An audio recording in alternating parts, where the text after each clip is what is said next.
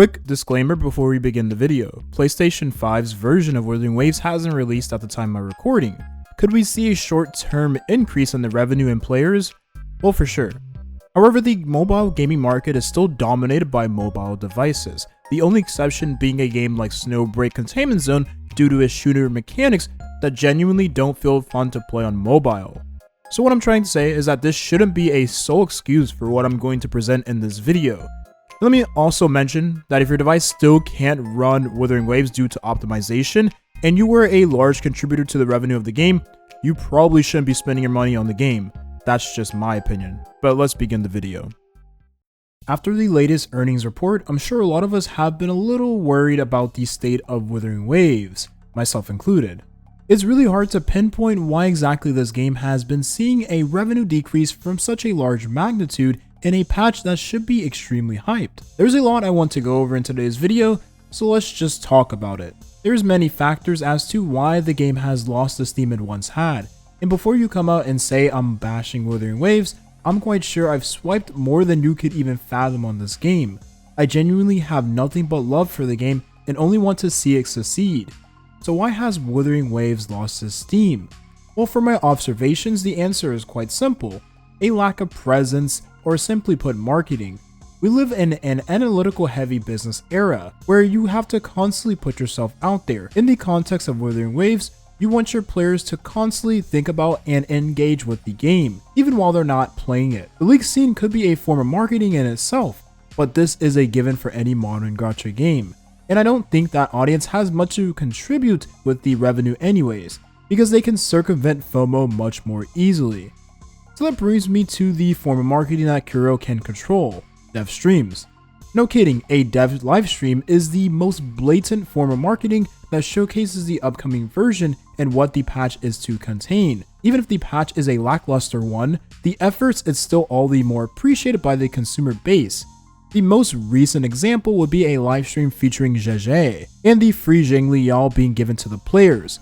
I genuinely believe a lot of players still don't know we are getting the character for free aside from word of mouth. You could argue that many players don't watch dev streams, so this could be a waste of money from Kuro Game, and this ties back to what I iterated earlier.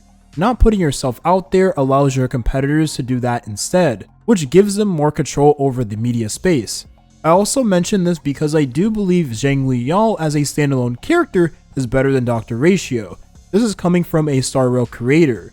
You have to understand that the audience of Wuthering Waves is players that have played Genshin Impact. Sure, punishing Grey Raven players as well, but really just look at the player count of both of these games. If you're going to compete with a game that players of your game have played before, why not at least continue doing some of those things that those players engaged with in the previous games? I mean, you're doing the whole character marketing tease thing, the league scene is also very similar, you're just missing one last piece of the puzzle. The dev streams. I remember hearing a ton of remarks about this patch being the worst patch to date for Wuthering Waves, some mentioning Zhezhe being a character that is easily skippable for the vast majority of players, and while the second banner being a character that saves your premium currency count because he's free. Zhezhe being deemed as skippable makes a ton of sense. She primarily works well with characters that deal most of their damage via resonant skill, with that list of characters being very few. It would be a whole different ballgame if she was able to change the metagame much like Ruame did during the same patch of Dr. Ratio being given for free. I mean, if you're giving a character for free, why not make the character that people could roll for at least meta defining? I mean, we have yet to have a dedicated character for resistance shredding.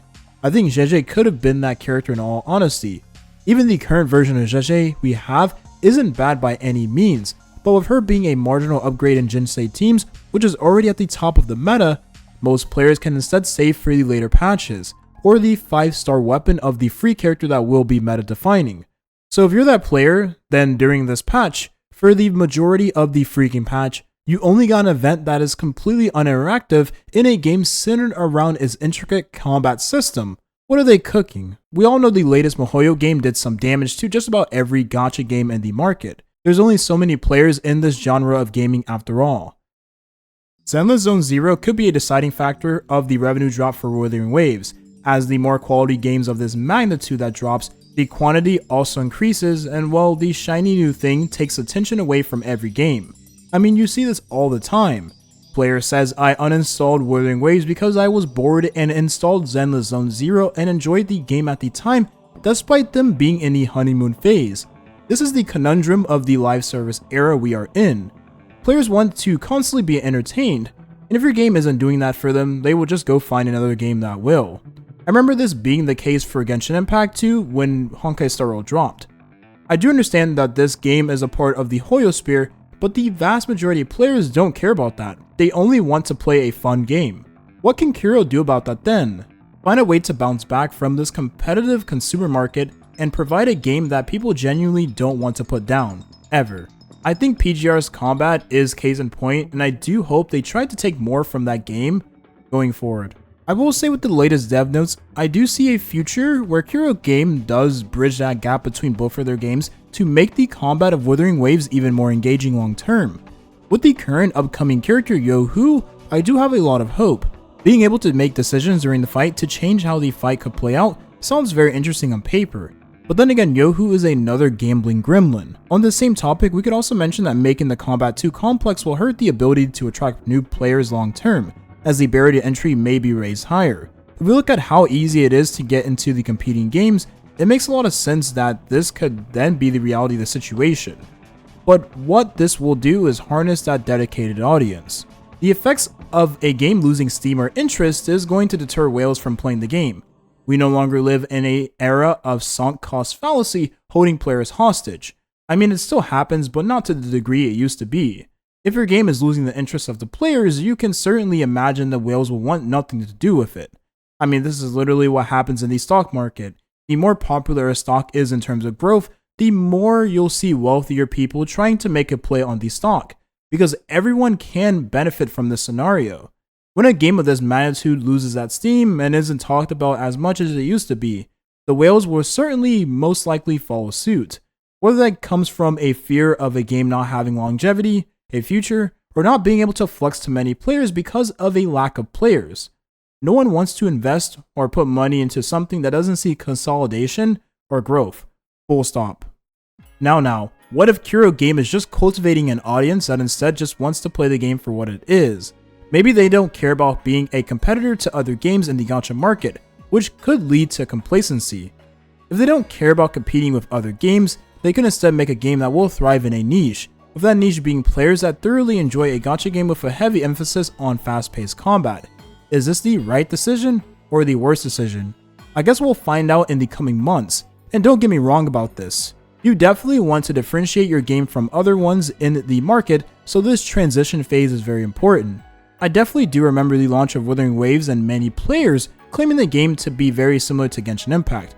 I do agree to an extent, and I would go as far as to say that Wuthering Waves copied the great things about that game and capitalized on things that game could improve on.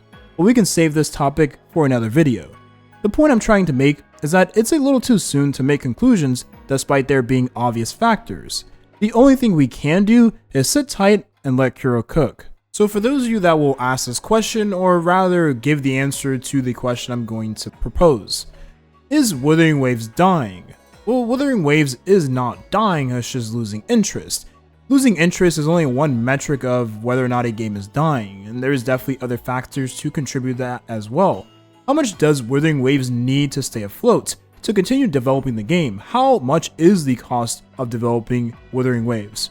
We have no idea because Kuro Game hasn't came out and said that. Maybe they made a statement gearing towards the fact that they're enjoying the game and the process of developing the game, but we don't know what is going on with their finances. The only thing we can do is just imagine that any game with the magnitude of game it has, such as Wuthering Waves, and it being compared to Genshin Impact, being on the same scale of Genshin Impact even, you probably want this game to have a higher revenue, or at least have a decent amount of revenue as compared to Genshin Impact. Because, well, that game is doing really well and is probably doing a little too well. But you definitely don't want a game like Wuthering Waves to do not as well, because this definitely does play a factor into what I said before. Whales not wanting to spend money on the game that isn't doing well.